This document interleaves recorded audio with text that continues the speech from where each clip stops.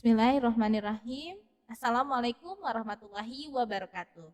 Halo, kami dari kelompok 1 akan memaparkan modul 1 mata kuliah pendidikan IPS di SD tentang hakikat, landasan, dan kurikulum pendidikan IPS di SD. Kelompok kami terdiri dari saya sendiri, yaitu Lisnade Pratami, Ika Budiati, Devi Rahmawati, dan Novi Naliswati.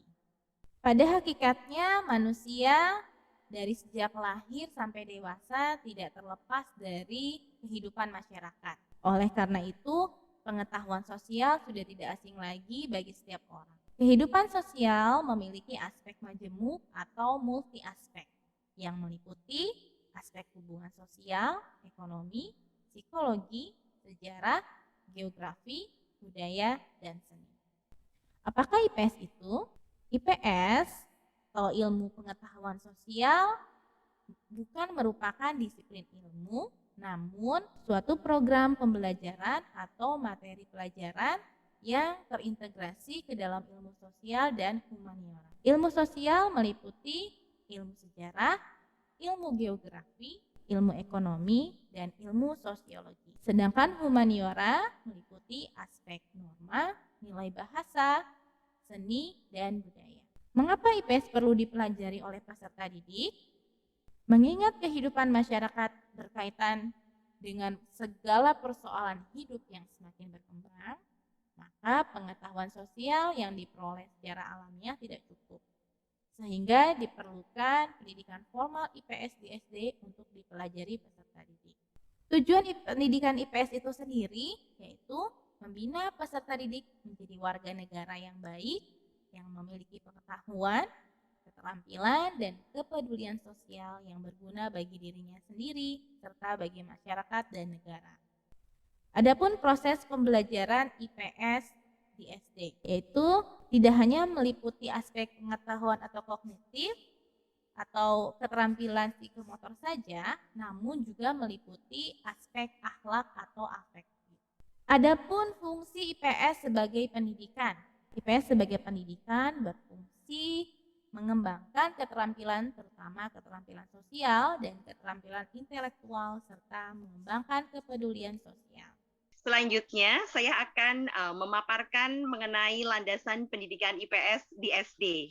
Landasan ini terdiri dari 3 landasan. Yang pertama, landasan pendidikan IPS sebagai pendidikan disiplin ilmu, yang terdiri dari 8 landasan. Yang pertama, landasan filosofis.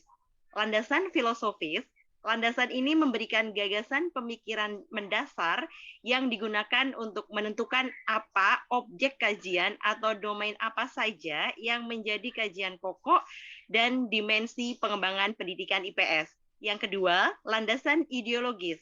Landasan ideologis adalah landasan yang dimaksudkan sebagai sistem gagasan mendasar untuk memberi pertimbangan dan menjawab pertanyaan. Yang ketiga adalah landasan sosiologis.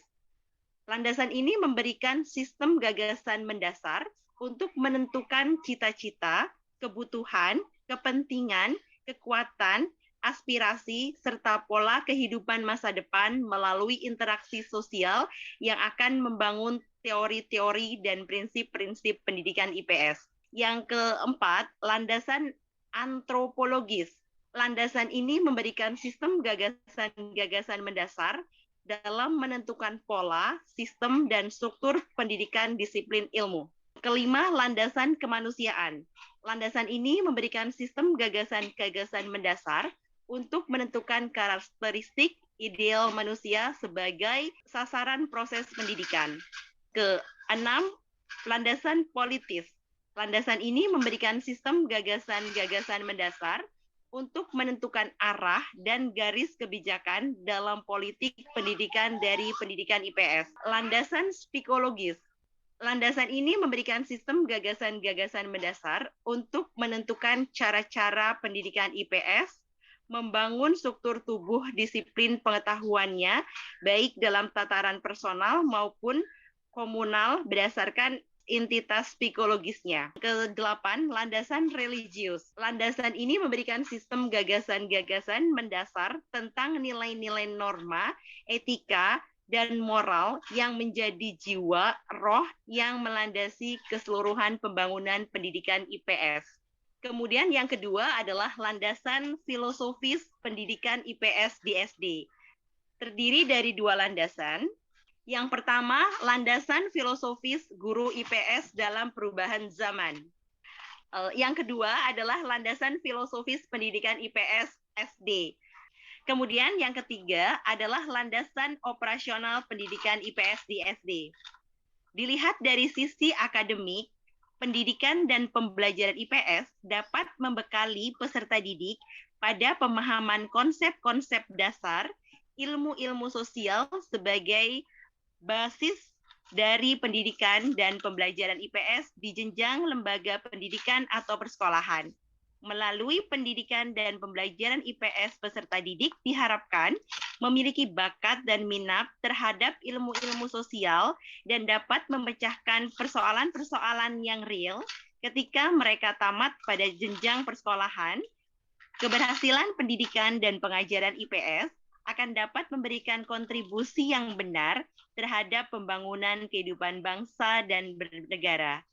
Sekarang saya akan menjelaskan tentang perkembangan kurikulum pendidikan IPS di SD, modul 1 kegiatan belajar 3.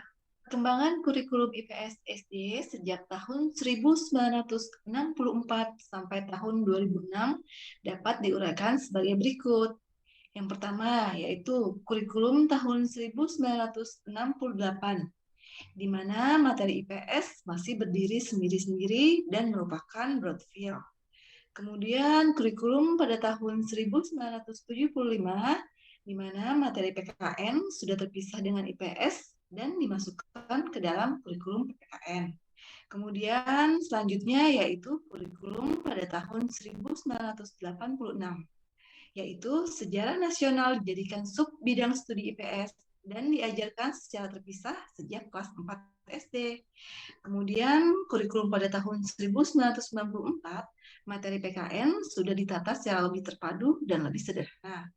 Dan yang terakhir yaitu kurikulum pada tahun 2006, yang dimana sudah mempunyai karakteristik tersendiri, yaitu standar kompetensi dan kompetensi dasar. Di mana dalam kurikulum 1994 lebih menekankan hal-hal sebagai berikut, yaitu yang pertama, siswa diwajibkan bisa membaca, menulis, dan berhitung.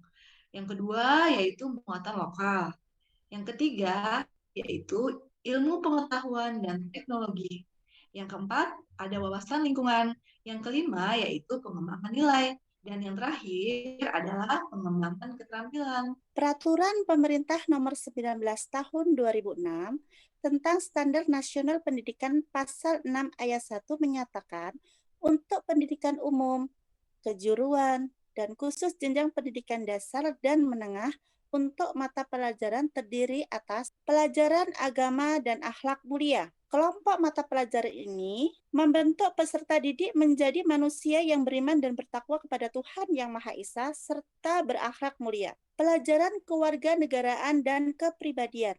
Yang ketiga adalah pelajaran ilmu pengetahuan dan teknologi. Kelompok pelajaran ilmu pengetahuan ini yaitu untuk mengenal, menyikapi, dan mengapresiasi ilmu pengetahuan dan teknologi, serta menanamkan kebiasaan berpikir dan keperilakuan ilmiah yang kritis dan kreatif dan mandiri. Selanjutnya, pelajaran ilmu estetika. Ilmu estetika yang dimaksud yaitu untuk meningkatkan sensitivitas, mengekspresikan, dan mampu mengapresiasi keindahan dan harmoni. Kelima adalah jasmani, olahraga, dan kesehatan.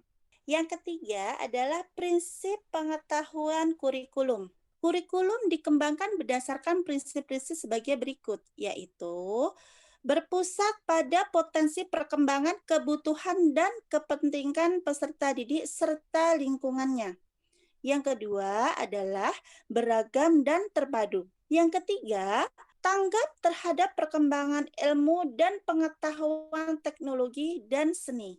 Yang keempat, relevan dengan kebutuhan kehidupan, selanjutnya menyeluruh dan berkesinambungan. Yang keenam, belajar seperti hayat, seimbang antara kepentingan nasional dan kepentingan daerah.